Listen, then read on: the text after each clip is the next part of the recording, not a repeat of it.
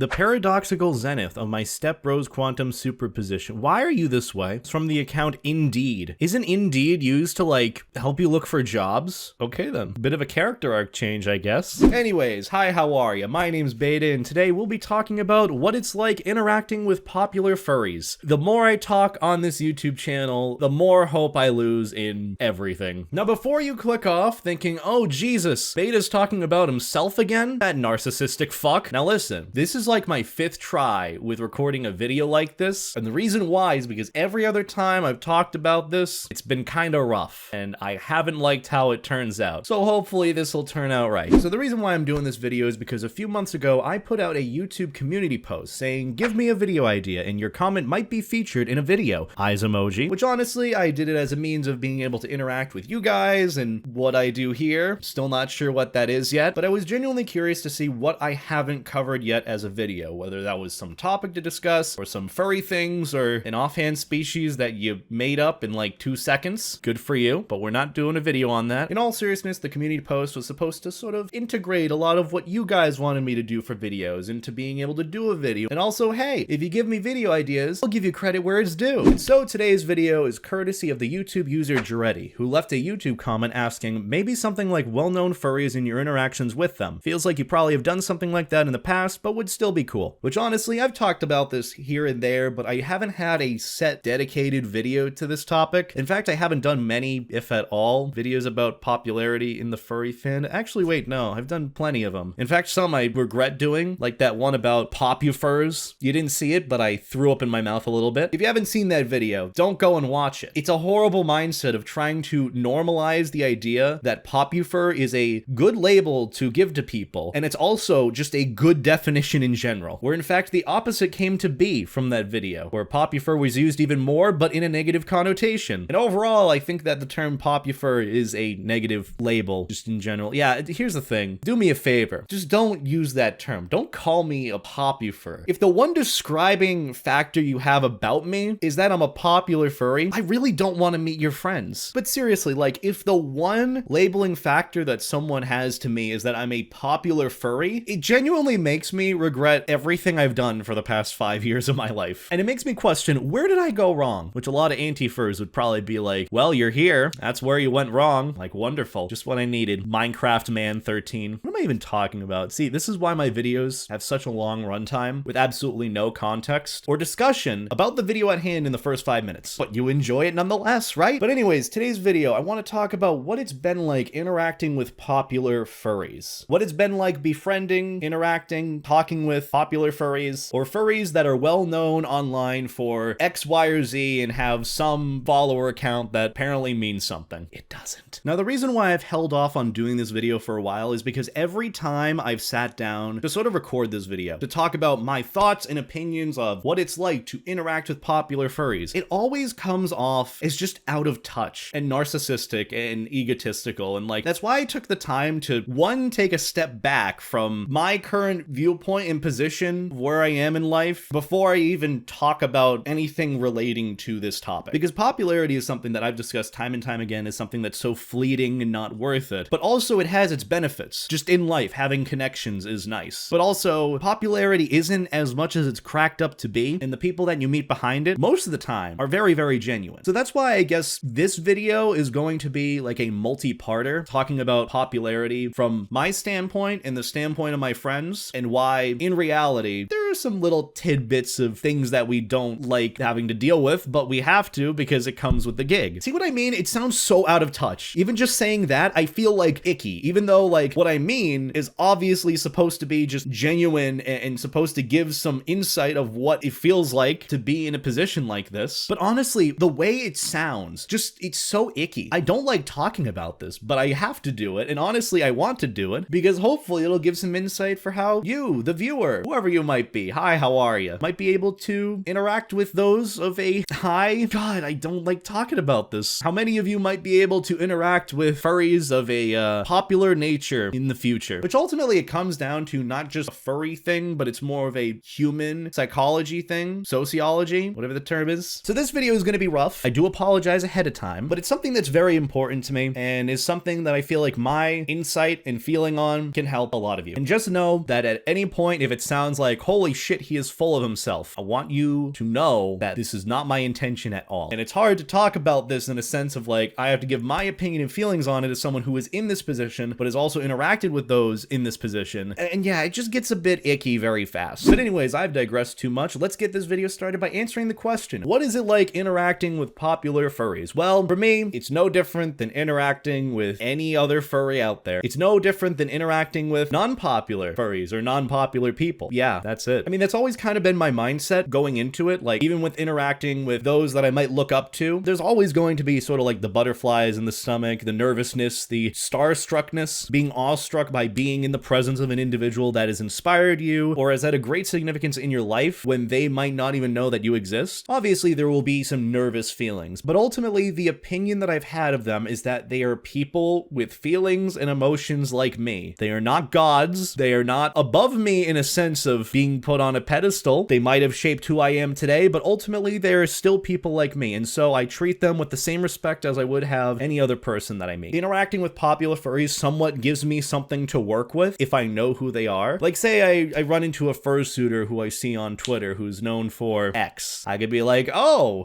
what's it like doing X? As if you haven't had that question asked to you like for the past 10 times this convention. And usually this is at a convention where I see and meet them. But for the record, interacting with popular furries has been, for me, no different than interacting with non-popular furries or any other furry online. Even if you don't have a Twitter, you know, I'm about gonna interact with you the same as I would if you had 100,000 followers on Twitter, because ultimately a follower account next to your name doesn't really mean anything to me in the sense of meeting people. I guess that's another thing. You gotta put into perspective of like, when you're interacting with someone, usually there's a context to this. Like, are you interacting with them for the sake of wanting to work with them? Or are you interacting with them in the sense of just a small talk icebreaker type conversation? You're just shooting the shit and getting to know someone. Because more often than not, the interactions that I've had are in the latter sense, where I'm just getting to know someone and I'm just trying to be friendly, ultimately. You know, I'm trying to be nice, put myself out there, put myself in new social situations, meet new people. I like doing that, as much of an introvert as I am. And you know, with interacting with people in mind, you're gonna meet some people that are amazing human beings and some that are just the scum of the earth, awful. You don't really want to talk to them after the first 2 words they speak. And that also applies with popular furries, believe it or not. I've met some really genuine and nice and wholesome popular furries, while I've also met some awful and horrible popular furries where I'm like, how the fuck do people look at your tweets and not projectile vomit? How do people enjoy you? Is this an actual persona that you put on? Jesus. But ultimately, interactions with popular furries vary from being good because they're good people or bad because they're not great people. Of course, it's all a matter of opinion for me at the end of the day, but that's how it should be. You know, that's also another mind-shattering idea that, you know, popular furries aren't all bad just because some might be bad. Some also might not be bad. And if I'm gonna be honest, the interactions with people that I've had are going to be good and bad depending on the person that I meet. And same thing goes with, I guess, follower count. You know, I guess that's the main worry that I've had with this video. It's like, why am I talking about popular furries as if they're any different because they have a higher follower count? I feel like I should be doing this video like last. What it's like being a popular furry. That's a video that I've wanted to do for a bit, but again, haven't gotten to because I fear talking about something like that because I really do not want to portray a version of myself that I'm not. But it's just like one of these things of like, really? We're talking about how it's any different from interacting with people? What about just interacting with furries versus interacting with non-furries? I feel like that's a bit more of an interesting story. I don't know. Sorry, I'm rambling on. I don't even know if this is going to be a video or not. But ultimately, interactions with popular furries for me really haven't mattered in the sense of worrying about if they're popular or not as a factor of meeting them. As in, like, say if I was to go and meet the odd ones out right now. I've never met him. I've heard he's a cool dude. He was at MFF 1 year or something, I guess. If I were to go and meet him today, I probably wouldn't be like hyperventilating up a storm in their face and being like, are you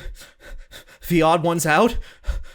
I'd kind of be like chill, like, oh, hi, what's up? If anything, you know, I wouldn't really interact with him unless I had a reason to in the first place. You know, like I wanted to meet him or I wanted to say hi and interact or try to just be friendly. I wouldn't like force a conversation either, you know? So that's another thing. Even if you're not friends with someone, forcing a conversation can be a bit awkward. Yeah. And again, this isn't me speaking for all of you guys, as in you should have this mindset when interacting with anyone that you look up to or anyone that is popular. Because like, here's the thing. Having someone that is popular is different than having someone that you look up to who is also popular. As in, like, they've had a big impact in your life. They might not know that you exist. There might not even be any sort of relationship between you two. If anything, there might be a parasocial relationship, but that's another conversation entirely. You know, you're allowed to have that. You're allowed to be nervous, starstruck, awestruck with meeting people. I'm not saying that I've never had that ever. What I'm saying is that when I've interacted with popular furries, it hasn't really been this sense of like, I feel nervous, like I'm meeting my hero or anything like that. But what I'm saying is if you've had those worries or those anxieties, it's perfectly normal and perfectly okay to have. Again, I don't want my opinions to be how the world should be.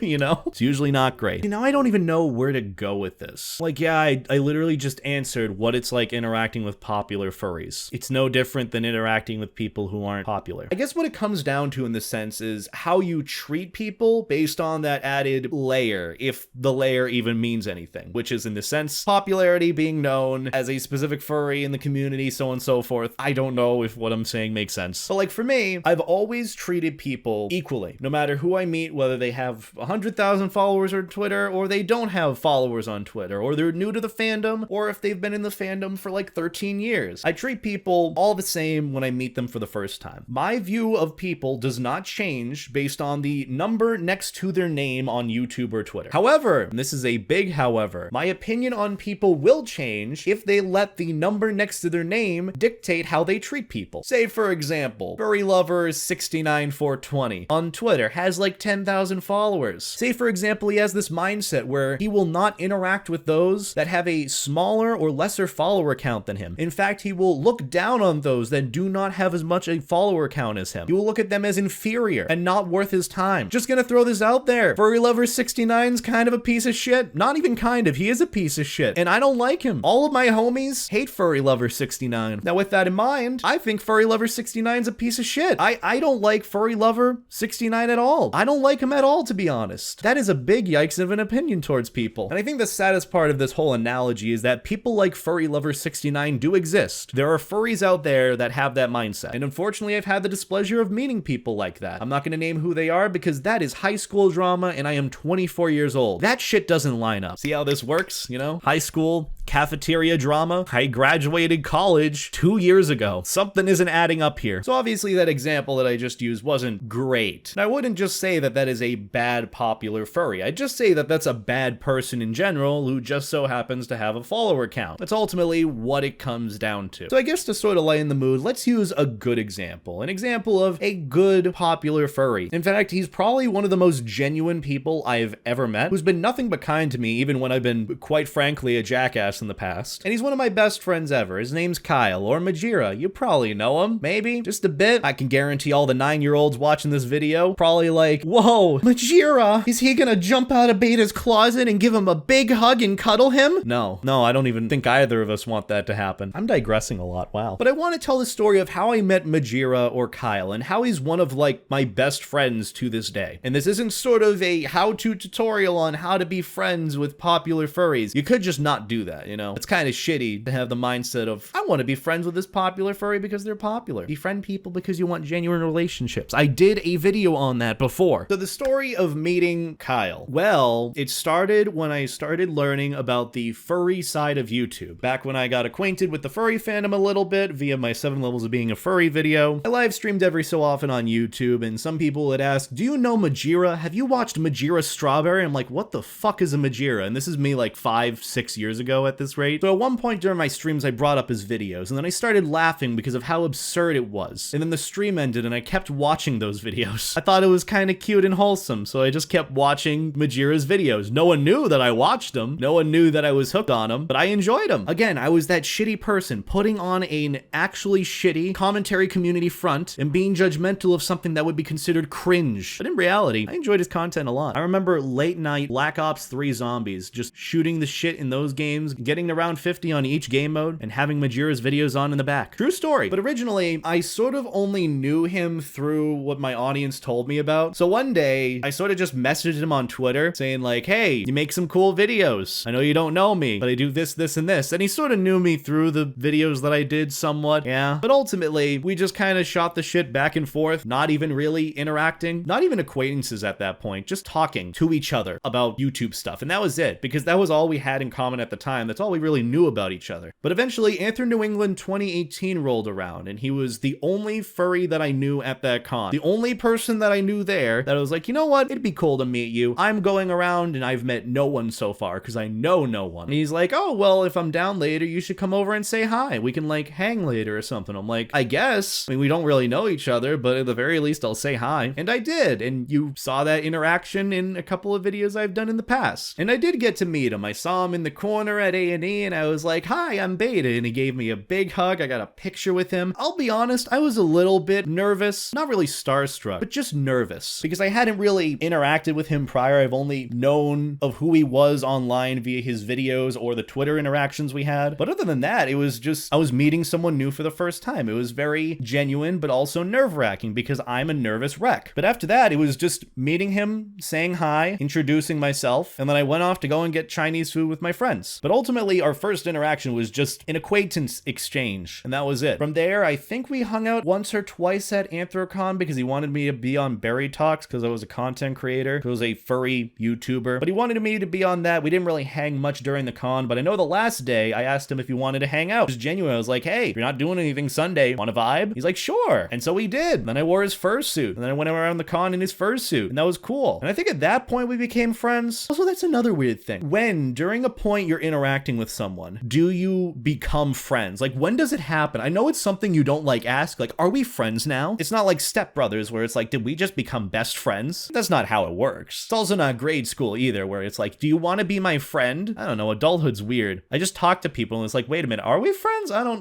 know. I'm just gonna keep doing what I'm doing. If you reciprocate it, cool. If not, that's also cool. But ultimately, I don't know when Kyle and I became friends. I think it was at Anthrocon, but ultimately, like, him and I just sort of vibed with one another. Like, our energy was bounced off of each other a bunch of times. Our energy matched. Our vibe matched. And so we just really wanted to be around one another and hang out and go on adventures and go and get like 2 a.m. Waffle House. Where? I don't know. Honestly, I kind of want to do that at some point if he's up for it. But ultimately, just, I treated Kyle from the get-go, even though there was a bit of nervousness, as just a chill, regular person. You know, it was cool that, you know, they were Majira, but it had nothing to do with me wanting to interact with them further. I wanted to interact and hang out with him further because I really enjoyed his company. He's a very genuine and sweet dude. There was no intention of wanting to be close to him for his follower count or anything like that, of wanting to be friends with the popular furry. If you could just like exclude that fully from someone, all I really wanted was just to be friends with Kyle. I will be honest, I've had some of the best memories of my life while going on adventures with him at conventions. And not for a second did I think that I wanted to be friends with him because he was Majira. That's why I'm calling him Kyle.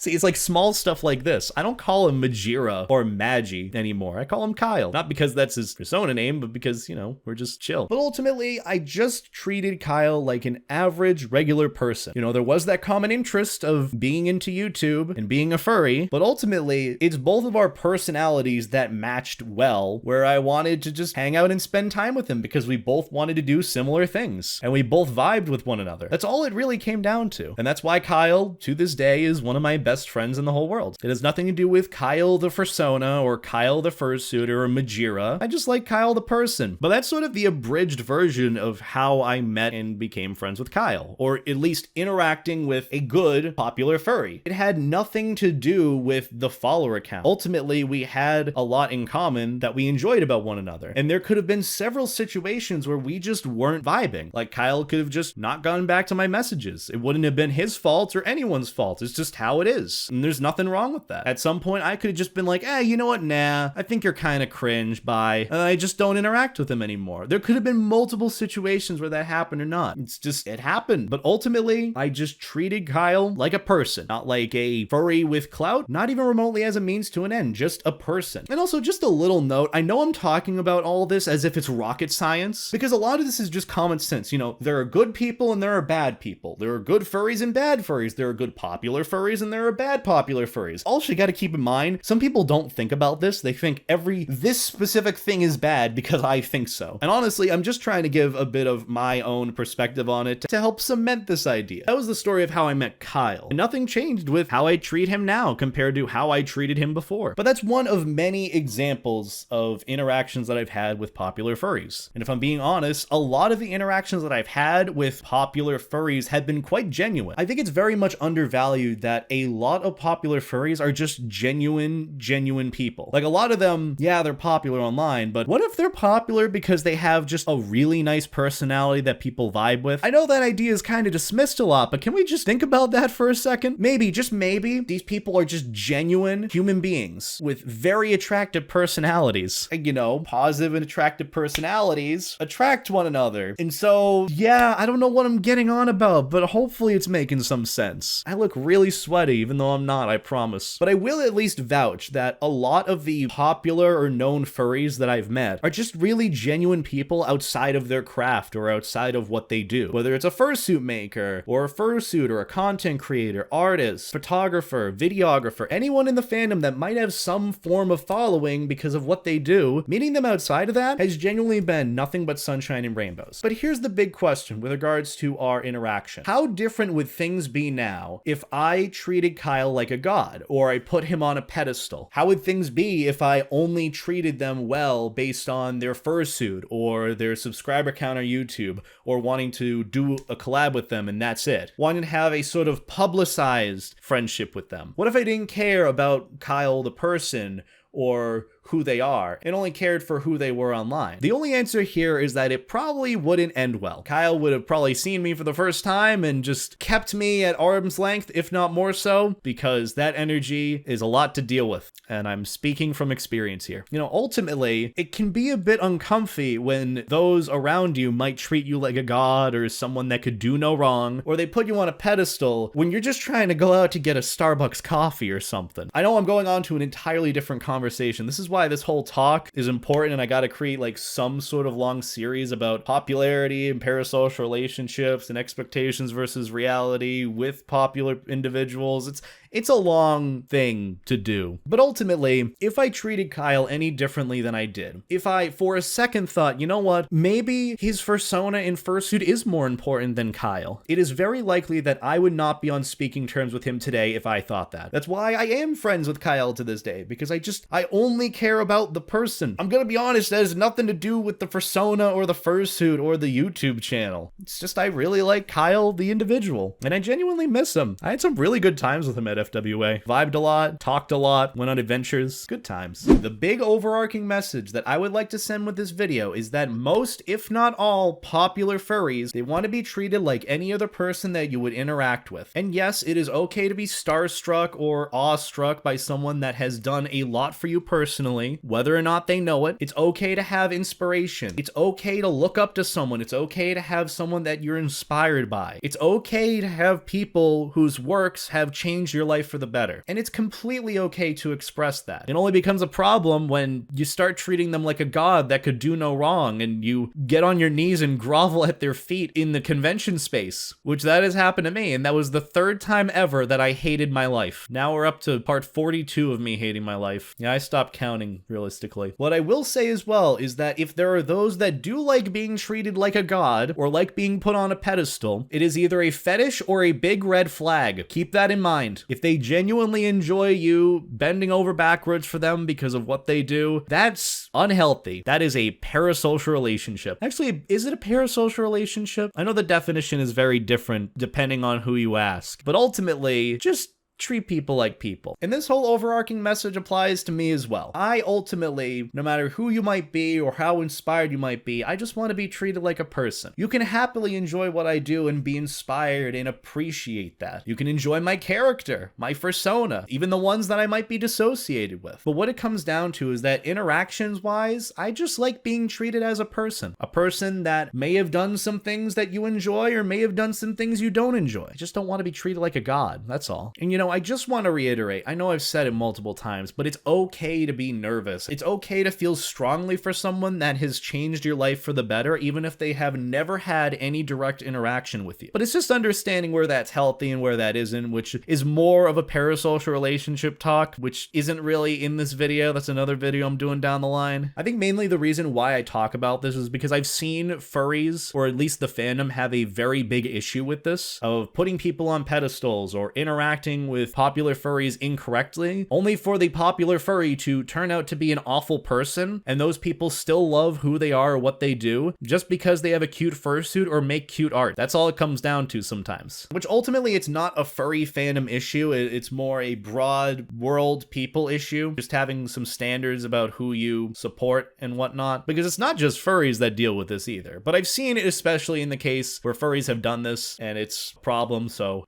stop it. But how do you solve something like this? Just remember that popular furries, and I guess in this case, are a person outside of what we do. Outside of Beta, there is Ben. Please don't call me Ben. I just want to be treated like a person. It's obviously okay to enjoy what I do or what others do on the internet, but just remember that there's more to them than just that. Think about it. There's more to your favorite furry than their fursuit. There's so much more to people. So just be friendly. Treat them like a person, not a commodity, not a god or someone above others, just a person. And that is what it's like interacting with popular furries. Look at that, it's come full circle, even though I think this entire video was a digression from what we were supposed to talk about to begin with. But I don't know, let me know your thoughts on this in the comments below. I really want to know what your thoughts are on this, specifically like where this conversation leads with regards to parasocial relationships, or rather how popular furries should be treated, or if I'm just entirely wrong. You know, I really want to get some discussion going with this, especially with videos like these, because that's what I've kind of been interested in a bit more recently, just human psychology with regards to furry and how furries are. But I honestly really enjoyed making this video, so if you have any more thoughts on this, like, please let me know. And the more discussion we get on this, the more people in the fandom will probably talk about this. And who knows, maybe one day we won't have issues of people being put on pedestals just because they have a cute fursuit. Actually, nah, I don't know if that's gonna change. But seriously, I want to know your thoughts on this in the comments, so let me see them. Do it, coward. But other than that, I've got nothing else to add than I already have so far. Follow me on Twitter, I guess. It's not that it's really going to change anything or make me happier that I have a higher follower count. It's just that, hey, I post there and I give my notifications for when I'm live streaming on Twitch. Also, go and follow me on Twitch. I stream there and I enjoy doing that, arguably more so than this. Sorry. It doesn't mean that I hate this either. I just really love live streaming. But seriously, go and follow me on Twitch. I appreciate any support over there. And I guess the final thing is support me on Patreon or whatever other methods are listed below in the description. Things have been a bit weird because I've moved. If you haven't noticed, I'm not in the same room I was before. And things have kind of slowed down a bit with YouTube and content creation, so any extra support I could get on doing videos like this is honestly really appreciated. That's really it. If you want me to do more stuff like this, let me know. And if you want to support me in doing more stuff like this, feel free to do so. It's not required, but I appreciate it nonetheless. Either way, I hope this video helped you even just a little bit with interacting with anyone online. And if you have any more ideas for videos like this in the future, let me know in the comments. You could be featured in a video in the future. Because honestly, I just want to interact with you guys more. I keep forgetting how intuitive a lot of y'all are with some of your ideas. It's crazy. I always feel like I'm the only one thinking things, but no, you guys listen to me and I appreciate that. Besides that, I've got nothing else. Have a good day as always, and stay life jacket. Take care.